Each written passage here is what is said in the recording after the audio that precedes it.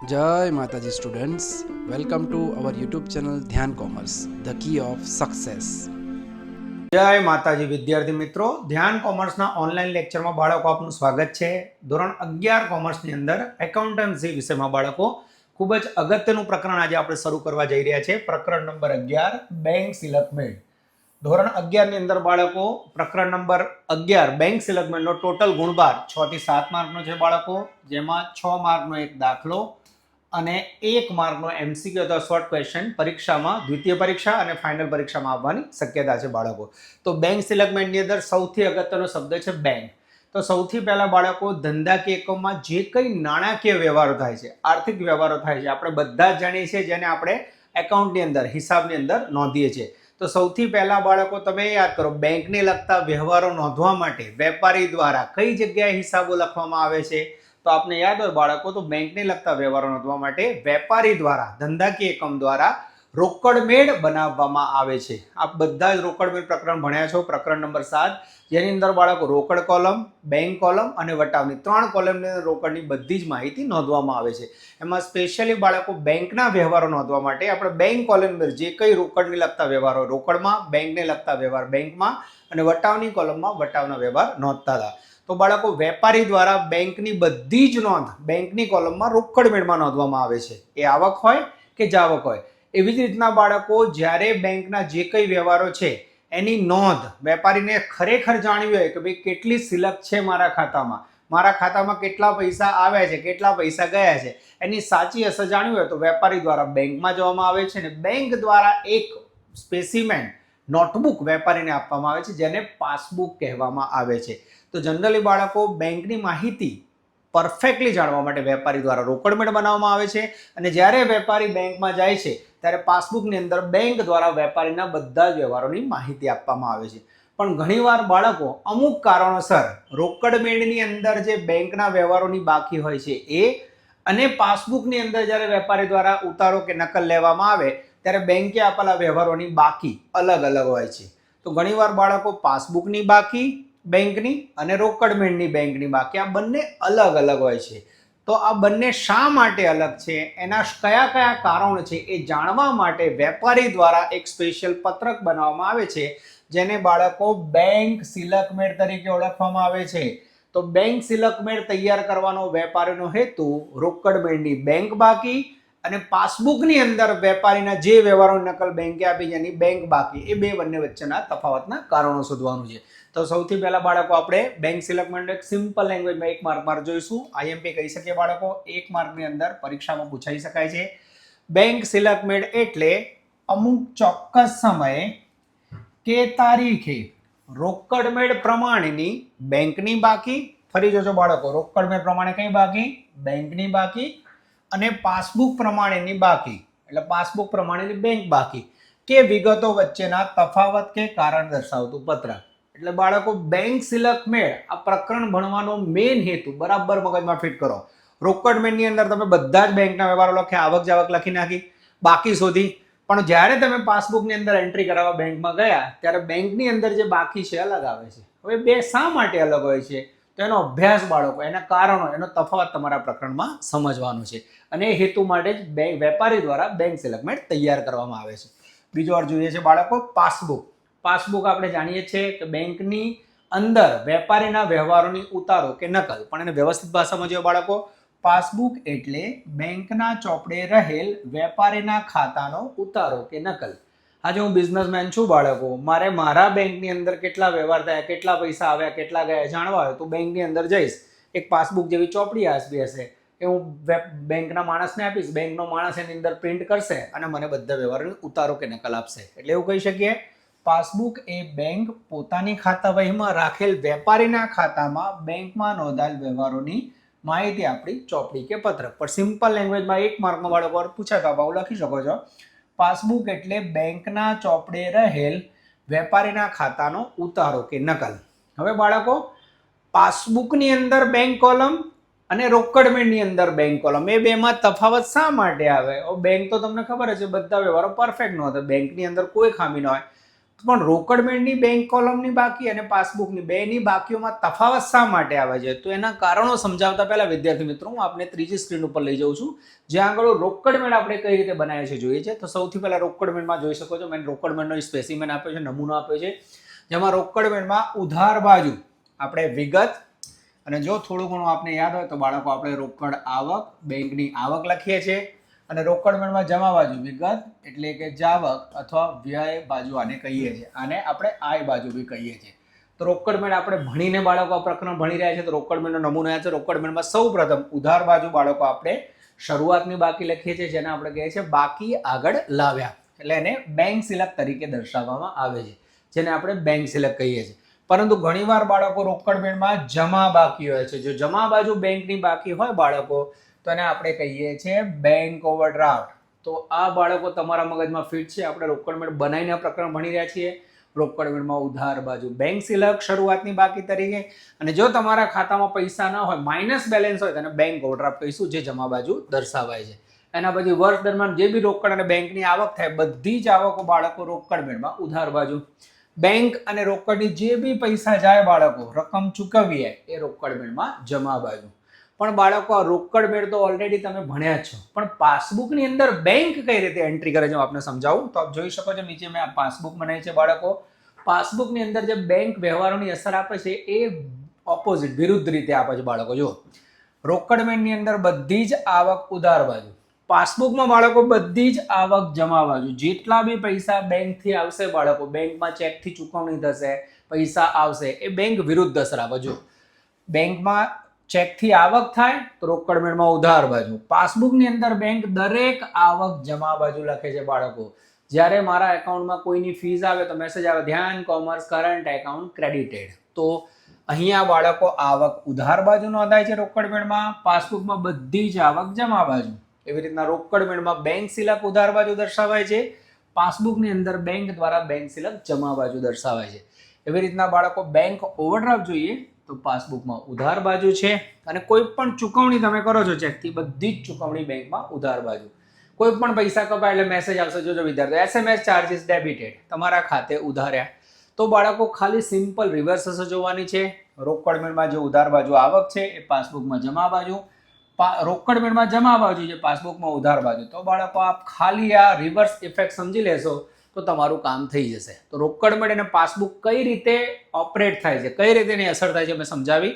રોકડ મેળનો ઉપયોગ આપણે જોયો છે, પાસબુકની અંદર ખાલી વિરુદ્ધ અસર થાય છે આપણે જોવાનું છે. હવે વિદ્યાર્થી મિત્રો, શા માટે બંનેની બાકીમાં તફાવત આવે છે આપણે જોઈએ. તો સૌથી પહેલા બાળકો MCQમાં 1 માર્કમાં પૂછાઈ શકે છે, બેંક સિલક મેળ કોના દ્વારા તૈયાર કરવામાં આવે છે? તો ધ્યાન રાખજો, બેંક નથી તૈયાર કરતી. કોણ તૈયાર કરે છે બાળકો? વેપારી. વેપારી જાણવા માંગે છે કે બેંકના વ્યવહારમાં ખામી છે કે નહીં. ચાલો સૌથી પહેલા બાળકો હવે રોકડ મેળની બેંક બાકી અને પાસબુકની બેંક બાકી, એમાં તફાવતના કારણ. સૌથી પહેલા એ તફાવત આવવાનું કારણ છે સમયના લીધે. બીજું છે બાળકો માત્ર બેંક વ્યવહારનો હતો, અને ત્રીજું છે એરર, ભૂલો. તો સૌથી પહેલા સમયના લીધે કેમ તફાવત આવે? તો એમાં પહેલો પોઈન્ટ જોઈએ છે આપણે, બેંકમાં ભરેલ પરંતુ બેંકે જમા નહીં કરેલ છે. ઘણીવાર એવું થાય બાળકો, વેપારીને કોઈ ગ્રાહક દ્વારા ચેક આપવામાં આવ્યો, જેવો ચેક આવ્યો વેપારી દ્વારા રોકડ મેળની અંદર ઉધાર બાજુ આવક તરીકે લખ્યું વિજયભાઈ ખાતે 10,000 મળી ગયા. પણ એ ચેક બાળકો જ્યારે આપ બેંકમાં ભરો છો તો ઘણીવાર બેંકમાં રજા હોય છે, હોલિડે હોય છે. તો જ્યારે બેંકમાં રજા હોય ત્યારે તરત તમારા ખાતામાં પૈસા જમા થતા નથી. તો ઘણીવાર બાળકો આપણે બેંકમાં ભર્યા હોય એટલે રોકડ મેળની અંદર અસર આપી દીધી તમે, પણ બેંકે તમારા ખાતામાં જમા જ નથી કર્યા કોઈ કારણસર. ઘણીવાર એવું થાય બાળકો, ચેકની અંદર કોઈ સહી ખોટી હોય, કોઈ તારીખ ખોટી હોય, કોઈ ભૂલ હોય, તો એના લીધે પણ બેંકે તમારા ખાતામાં જમા ન કરી હોય. તો બેંક તમારા ખાતામાં રકમ જમા ન કરે બાળકો, તો એના લીધે રોકડ મેળની બેંક બાકી અને પાસબુકની બાકીમાં તફાવત આવે છે. 2 નંબરનો વ્યવહાર છે મિત્રો, લખેલ પરંતુ ચૂકવણી માટે રજૂ નહીં થયેલ છે. હવે તમે બાળકો ધારો કે કોઈ વેપારી છે, લેણદાર છે, અને તમારે 50,000 રૂપિયા માલના ચૂકવવાના છે. તમે એને 50,000નો ચેક લખીને આપી દીધો. તમે તમારા રોકડ મેળમાં તરત લખ્યું 50,000ની ચૂકવણી વિજયભાઈ ખાતે. હવે થયું કેવું બાળકો, વિજયભાઈએ વેપારીએ ચેક પોતાના ઘરે લઈ ગયો, એને તમારી બેંકમાં ચેક રજૂ જ નથી કર્યો. જ્યાં સુધી લેણદાર બેંકમાં ચેક રજૂ નહીં કરે, બેંકમાંથી પૈસા કપાશે નહીં. તો અહીં શું થશે વિદ્યાર્થી મિત્રો, લખાયેલો ચેક રોકડ મેળમાંથી પૈસા કપાઈ ગયા, પણ પાસબુકમાં એની હજી રકમ ચૂકવણીની આપી નથી. તો આના લીધે બાળકો તફાવત આવે છે. એના પછી ચૂકવણીનો આપેલ ચેક નકરાય. ઘણીવાર બાળકો સહી ખોટી હોય, કોઈ તારીખ ખોટી, અને ચેક બાઉન્સ થાય, બેંકમાં બેલેન્સ ના હોય, તો સામેવાળી વ્યક્તિને તમે ચેક લખીને આપ્યો બાળકો, પણ તમારા ખાતામાં પૈસા જ ન, ચેક બાઉન્સ થાય, તો બેંક એની અસર આપશે નહીં. તો આ બાળકો અલગ અલગ કારણો છે સમયના લીધે, જેના લીધે બેંકની બેંક પાસબુકમાં બાકી અને રોકડ મેળની બાકીમાં તફાવત આવે છે. આગળ વધીએ બાળકો. ચાલો હવે બાળકો માત્ર બેંકે નોંધેલ વ્યવહાર. ઘણીવાર બાળકો અમુક વ્યવહાર એવા હોય છે જેની અસર બેંક સીધી તમારા ખાતામાં આપી દે છે, પણ આપણને ખબર જ ના હોય. એટલે વેપારી દ્વારા રોકડ બિલમાં અસર બાકી હોય. જેમ કે પહેલો વ્યવહાર છે, બેંકે જમા કરેલ વ્યાજ પરંતુ રોકડ બિલમાં નહીં નોંધેલ. દર 3 મહિને બેંક બાળકો વેપારીનું કરંટ એકાઉન્ટ ચાલુ ખાતું અને ગ્રાહકનું બચત ખાતું, એની અંદર 3 મહિને જે તમારી બાકી હોય, પૈસા હોય ખાતામાં, એટલું વ્યાજ જમા કરતી હોય. તો બેંકે ડાયરેક્ટ તમારા ખાતામાં વ્યાજ જમા કરી દીધું હોય, પણ તમને ખબર જ ના હોય. તમે જ્યારે પાસબુક લઈને બેંકમાં જાઓ અને એન્ટ્રી કરાવો ત્યારે ખબર પડે. તો બાળકો એની અસર બેંકની પાસબુકમાં પડી ગઈ, બેંકના ખાતામાં પૈસા વધી ગયા, પણ રોકડ બિલમાં અસર બાકી હોય, જેના લીધે તફાવત આવે છે. એના પછી બેંકે ગ્રાહકના ખાતે ઉધારેલ વ્યાજ, bank charges, commission, overdraft charges. ઘણીવાર બાળકો અમુક ચાર્જીસ છે જે બેંકે તમારા ખાતે ઉધાર આવે છે, જેમ કે દર 3 મહિને SMS ચાર્જીસ છે, કોઈ બેંક ઓવરડ્રાફ્ટ લીધો હોય તો એનું વ્યાજ છે, કોઈ લોન લીધો એનું વ્યાજ છે. તો બાળકો ઘણીવાર બેંક સીધી જ અસર તમારા ખાતામાં આપતી હોય, એટલે પાસબુકની અંદર બેંકે સીધા પૈસા ઉધાર લીધા, કાપી લીધા, પણ તમને ખબર નથી, એટલે રોકડ બિલમાં અસર બાકી હોય, જેના લીધે બંનેની બાકીમાં તફાવત આવે છે. એના પછી બેંકમાં જમા થયેલ વ્યાજ અને ડિવિડન્ડ. મેં કીધું બાળકો ઘણીવાર બેંક સીધા તમારા ખાતામાંથી પૈસા કાપી લે છે, ઘણીવાર તમારા ખાતામાં સીધું વ્યાજ કે ડિવિડન્ડ કોઈ કંપનીનું જમા કરે છે. તો બાળકો એની આપણને જાણ જ નથી, જેના લીધે રોકડ બિલની બાકી અને પાસબુકની બાકીમાં તફાવત આવે છે. એના પછી છે ગ્રાહકે બારોબાર બેંકમાં જમા કરાવેલ. ઘણીવાર કેવું થાય બાળકો, ઘણા વિદ્યાર્થી સીધા, ધારો કે મારો ક્લાસીસ છે તો સીધા ઓનલાઈન પેમેન્ટ કરી દે. હવે પેરેન્ટ્સે પેમેન્ટ કર્યું, મારા ખાતામાં 10,000 જમા થઈ ગયા, પણ મને ખબર જ નથી કયા વિદ્યાર્થીની ફી છે. તો એ ઘણીવાર બાળકો ગ્રાહક બારોબાર જમા કરાવે, હવે મને જાણ જ ન કરે, અથવા વેપારીને જાણ જ ના થાય, તો રોકડ બિલમાં અસર નહીં આપે. તો રોકડ બિલમાં અસર બાકી હશે, બેંકમાં અપાઈ ગઈ છે, જેના લીધે તફાવત આવે છે. તો 4 મુદ્દા એવા છે બાળકો જેમની અસર માત્ર પાસબુકની અંદર એટલે બેંકે આપી છે, રોકડ બિલમાં વેપારી આપી નથી, જેના લીધે બંનેમાં તફાવત આવે છે. ત્રીજો બાળકો એરર, ભૂલો તો ગમે તે વ્યક્તિ કરી શકે છે બાળકો, એ ધંધાકીય એકમનો વેપારી હોય કે એનો હિસાબનીશ હોય. પહેલો વ્યવહારમાં બેંકમાં ભરેલ પરંતુ રોકડ બિલમાં નહીં દોલે. તમે ચેક ભર્યો બાળકો, બેંકમાં ભરેલ ચેક પરંતુ રોકડ બિલમાં લખવાનો જ રહી ગયો. તમને કોઈ ગ્રાહકે ચેક આપ્યો, તમે સીધો ચેક બેંકમાં ભરી દીધો, પણ રોકડ બિલમાં લખ્યો જ નથી. રોકડ બિલમાં ન લખો તો રોકડ બિલની બાકી એટલી ઓછી આવશે. 2 નંબર, રોકડ બિલની વ્યય ચૂકવણી બાજુનો સરવાળો ભૂલથી 100 ઓછો ગણે છે, આય બાજુનો સરવાળો ભૂલથી 6 વધુ નોંધેલ છે. રોકડ બિલની વ્યય ચૂકવણી બાજુનો સરવાળો. આ બાળકો રોકડ બિલની અંદર વેપારી દ્વારા લખતી વખતે થયેલી ભૂલો છે. 100 રૂપિયા 500 રૂપિયા ભૂલથી ઓછા લખે, વધારે લખે, તો ભૂલ કરી હોય તો જેના લીધે તમારી પાસબુકની બાકી અને રોકડ બિલની બાકીમાં તફાવત આવે છે.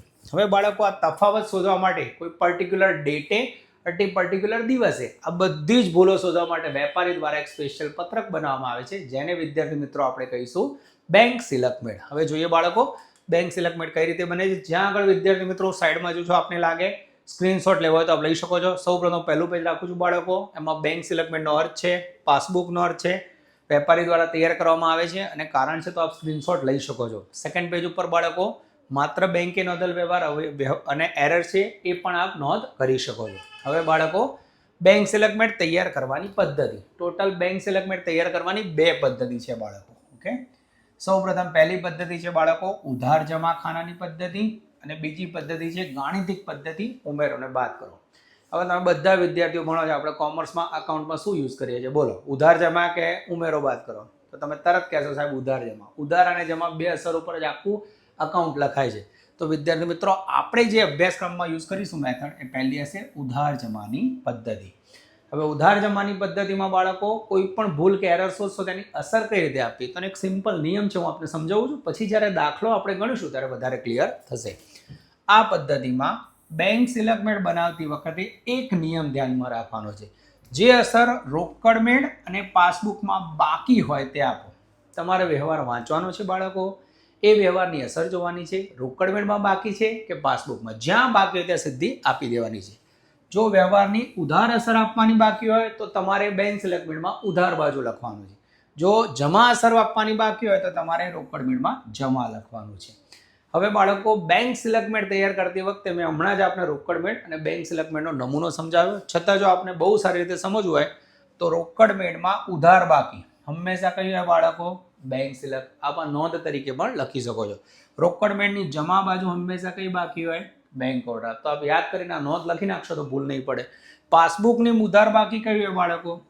તો પાસબુકમાં ઉધાર બાજુ હંમેશા બેંક ઓવરડ્રાફ્ટ હોય. પાસબુકની જમા બાકી કઈ હોય? Bank select. તો આપ જોઈ શકો છો બધું ઊંધું. જો રોકડમેટમાં ઉધાર એ પાસબુકમાં જમા, રોકડમેટમાં જમા એ પાસબુકમાં ઉધાર. તો 4 અગત્યના મુદ્દા છે, આપ નોંધી રાખશો બાળકો તો કામ તમારું ઇઝી થઈ જશે. એના પછી વિદ્યાર્થી મિત્રો રોકડમેટ અને પાસબુક કઈ રીતે બને છે આપણે જોયું છે. થોડુંક રફ કરી દઉં છું બાળકો વ્યવહાર સમજાવવા માટે, થોડુંક કાર્ય આપણું ઇઝી થઈ જાય.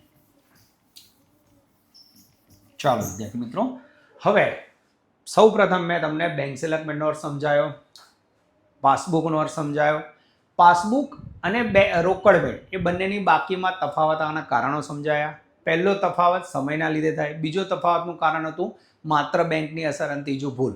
હવે બાળકો કઈ રીતે બેંક સિલેક્ટમેન્ટ બને આપણે જોઈએ. તો એના માટે સૌ પ્રથમ આપણે ટેક્સ્ટબુકનો ચોથો દાખલો લઈએ છીએ બાળકો. જો તમારી જોડે ગુજરાત બોર્ડની ટેક્સ્ટબુક હોય વિદ્યાર્થી મિત્રો તો ટેક્સ્ટબુક મારી જોડે છે, page number 290. Okay, page number 290 ઉપર દાખલા નંબર 4. પહેલા ચોથા દાખલાથી આપણે શરૂઆત કરીએ છીએ બાળકો. તો સૌ પ્રથમ આખો દાખલો સમજાવીશ. મેં અહીંયા રકમ લઈ લીધી છે બાળકો. જો આપની જોડે ટેક્સ્ટબુક હોય તો આપ ટેક્સ્ટબુક ખોલી રાખી શકો છો. રકમ વાંચવાનું શરૂ કરું છું બાળકો. ખૂબ જ ઇઝી દાખલો છે બાળકો. આપ ખાલી કોન્સેપ્ટ સમજશો તો બેંક સિલેક્ટમેન્ટના 6 માર્ક પૂરેપૂરા આપણે ખિસ્સામાં મૂકવાના છે. ઓકે, ચાલો.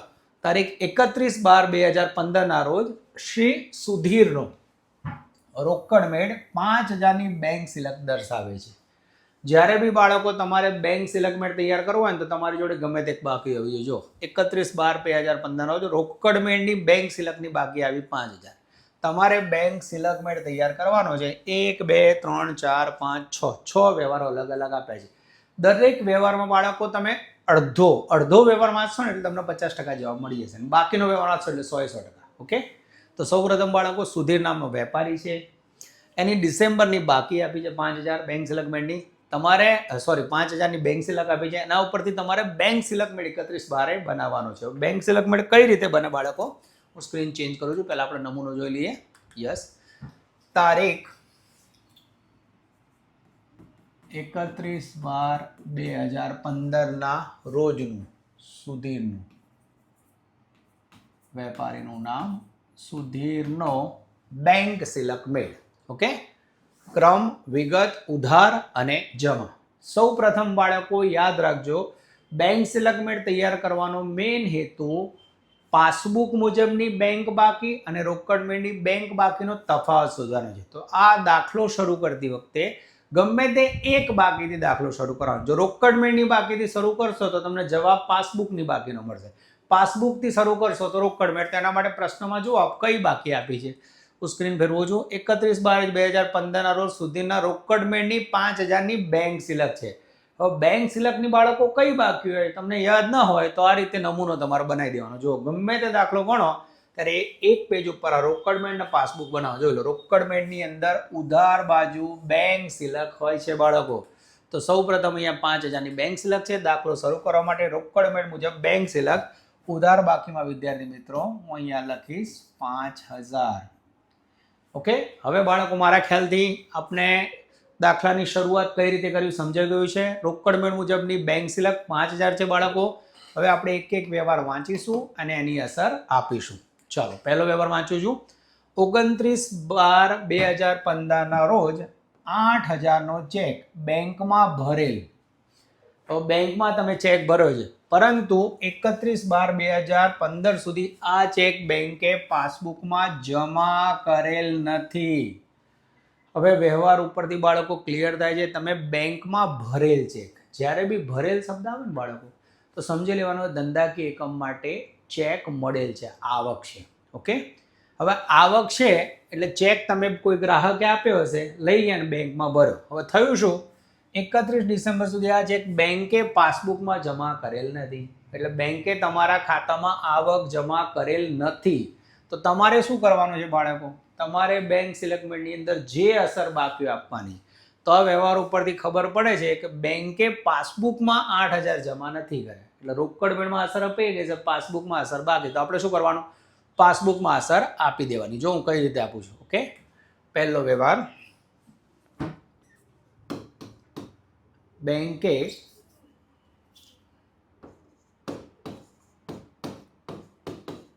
પાસબુકમાં જમા નહીં કરેલ ચેક. કેટલાનો ચેક હતો બાળકો? તો અહીંયા જોઈ શકો છો 8,000નો ચેક છે, જમા નથી કર્યો. તો હું શું કરીશ? જમા કરી દેવાનો. જોઈ લો, જે નથી કર્યું એ તમારે કહી દેવાનું. જમા કર્યો નથી, મેં જમા કરી દીધો. આવી સિમ્પલ અસર આપવાની છે. ક્લિયર? બેંકે પાસબુકમાં જમા નથી કર્યું, પાસબુકમાં અસર બાકી છે. જમા નથી કર્યો, મેં જમા બાજુ જમા કરી દીધો. આગળ વધીએ બાળકો. બીજો વ્યવહાર, પહેલો વ્યવહાર સોલ્વ થઈ ગયો છે. 6,000નો ચેક 31/12/2015 રોજ બેંકમાં વસૂલાત માટે મોકલે. ધ્યાનથી જોજો, અહીંયા આવે વસૂલાત શબ્દ, આપણે બેંકમાં ભર્યો. વસૂલાત શબ્દનો અર્થ પણ તમારે એવું સમજવાનું, ચેકથી પૈસા મળ્યા, આવક. ઓકે, 31/12/2000 સુધી બેંકે વસૂલ કરેલ નથી વિદ્યાર્થી મિત્રો. તો આપ જોઈ શકો છો બાળકો, આ વ્યવહારમાં પણ 6,000નો ચેક તમને મળ્યો છે, ચેકની આવક મળી છે બાળકો. કોઈ ગ્રાહકે પૈસા આપ્યા છે જે બેંકે વસૂલ નથી કર્યો. બેંકે વસૂલ નથી કર્યો એનો અર્થ થાય બાળકો બેંકે જમા કરેલ નથી.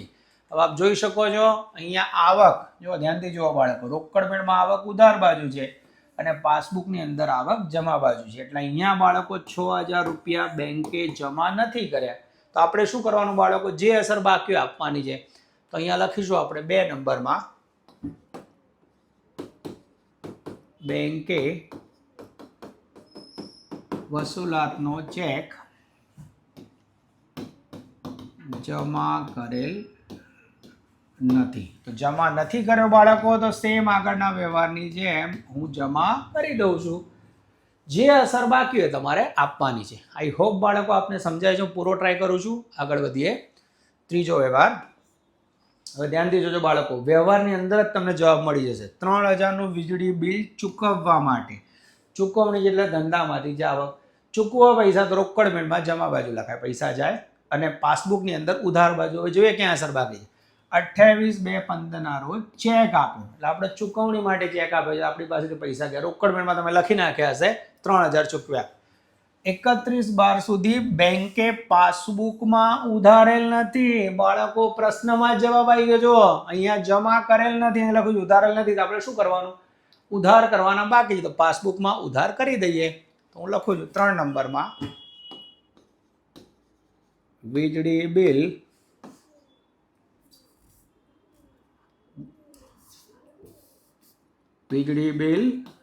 ચૂકવેલ પરંતુ પાસબુકમાં જમા નહીં થઈ. સોરી, પાસબુકમાં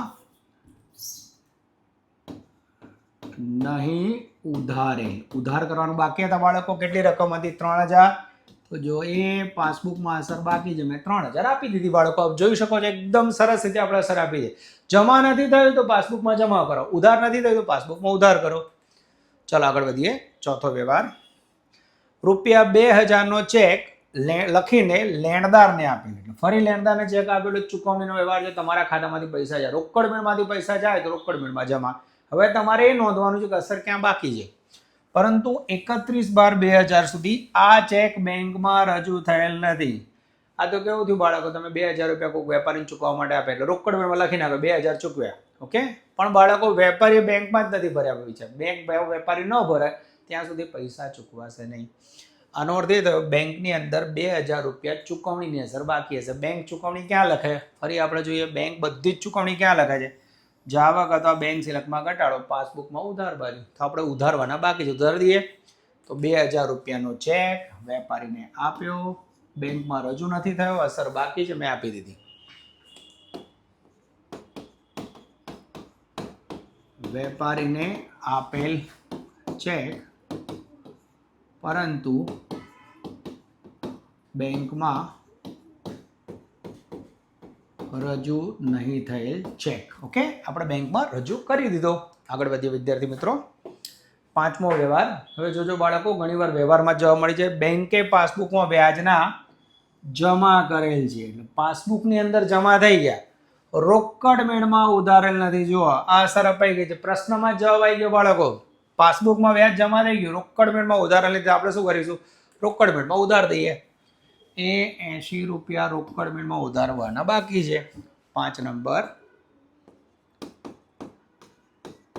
પાસબુકમાં જમા થયેલ વ્યાજ પરંતુ રોકડ મેળમાં નહીં નોંધેલ. કઈ ખબર ન પડે બાળકો તો વ્યવહાર આખો લખી નાખવાનો. ઓકે, આઈ હોપ બાળકો આપને સમજાય છે. એના પછી આગળ વધીએ. છઠ્ઠો વ્યવહાર, બેંકે રૂપિયા 100 બેંક ચાર્જીસના પાસબુકમાં ઉધારેલ છે. જો બાળકો, પાસબુકમાં ઉધાર થઈ ગયા છે, જે રોકડ મેળમાં જમા કરેલ નથી. તમારે શું કરવાનું? જે અસર બાકી આપવાની. જો રોકડ મેળમાં જમા કરવાના બાકી છે તો આપણે અહીંયા જમા કરી દઈશું. કેટલા રૂપિયા છે? 100 રૂપિયા. તો સૌ પ્રથમ અહીંયા બાળકો મેં 100 રૂપિયા જમા કરી દીધા. ઓકે, ચાલો હવે 6 નંબરનો વ્યવહાર લખીશું.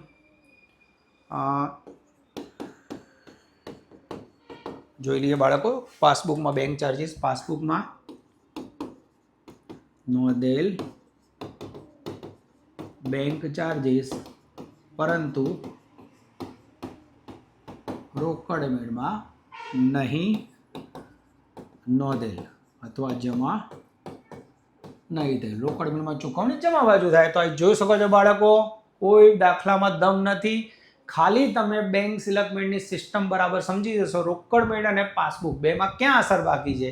ઉધારવાની બાકી તો ઉધાર કરો, જમા કરવાની બાકી જમા કરો. આરામથી તમારો વ્યવહાર પૂરો થઈ જશે. ઓકે, હવે બાળકો બધા જ વ્યવહાર પૂરા થઈ ગયા છે, જોઈ શકો છો અહીંયા. હવે મારે બાકી શોધવાની છે. બાકી શોધવા માટે બાળકો જે બાજુનો સરવાળો વધારે થાય એ બાજુનો કરવાનો છે. અહીંયા બાળકો એક લાઈન છોડીને ટોટલ કરું છું. યસ, ચાલો સૌ પ્રથમ બાળકો, જે સાઈડનો સરવાળો વધુ કરવાનો છે. આઈ થિંક જમા બાજુનો સરવાળો વધારે છે. 8 ને 4 14, 14,100. સેમ ટોટલ વિદ્યાર્થી મિત્રો અહીં મૂકીશ. 14,100. 14,100 માંથી 5,000, 3,000, 2,080 બાદ કરશો બાળકો એટલે મારા ખ્યાલથી જવાબ આવશે 4,020. જેવા અહીંયા ઉધાર બાજુ 4,020 આવ્યા બાળકો, તફાવતને આ રીતે રાઉન્ડ કરો. હવે તમે દાખલો સ્ટાર્ટ કર્યો છે રોકડ મેળ મુજબ બેંક સિલેક્ટથી. હવે આ તમને શું મળ્યું? પાસબુકની બાકી મળી. હવે પાસબુકની ઉધાર બાકી મળી. હવે તમે કન્ફ્યુઝ છો અને બેંક ઓવરડ્રાફ્ટ કહેવાય કે બેંક સિલેક્ટ. તેના માટે બાળકો આપણે આ પેજ ઉપર આવી જવાનું. જો પાસબુકની અંદર ઉધાર બાજુ બાકી મળે તેને શું કહીએ? પાસબુકમાં ઉધાર બાજુ હંમેશા બેંક ઓવરડ્રાફ્ટ મળે. અહીં લખવું હોય તો આપણે લખી શકીએ છીએ પાસબુક મુજબ મળેલ બેંક ઓવરડ્રાફ્ટ. આ થયો બાળકો તમારો દાખલા નંબર 4, પ્રથમ દાખલો પૂરો. આની જોડે પ્રેક્ટિસ કરવી હોય વિદ્યાર્થી મિત્રો તો ટેક્સ્ટબુકની અંદર ઉદાહરણ 1 સેમ તમે લોકો ભણી શકો છો. જવાબ સાથે રેડી છે. બેંક સિલેક્ટમેન્ટ સમજવા માટે બાળકો તમારા મગજમાં રોકડ મેળ અને પાસબુક બંને ક્લિયર આવવા જોઈએ. આઈ હોપ બાળકો પહેલા લેક્ચરમાં આપને સમજાવ્યું હશે. આજના લેક્ચરનો આપણો ટાર્ગેટ હતો બેઝિક થિયરી સમજાવી અને બેંક સિલેક્ટમેન્ટની શરૂઆત કરવી. નેક્સ્ટ લેક્ચરની અંદર બાળકો સફરને આપણે ઓર આગળ વધારીશું. ત્યાં સુધી મહેનત કરતા રહો. Take care, all the best. જય માતાજી. Please like, subscribe, share and press bell icon for notifications.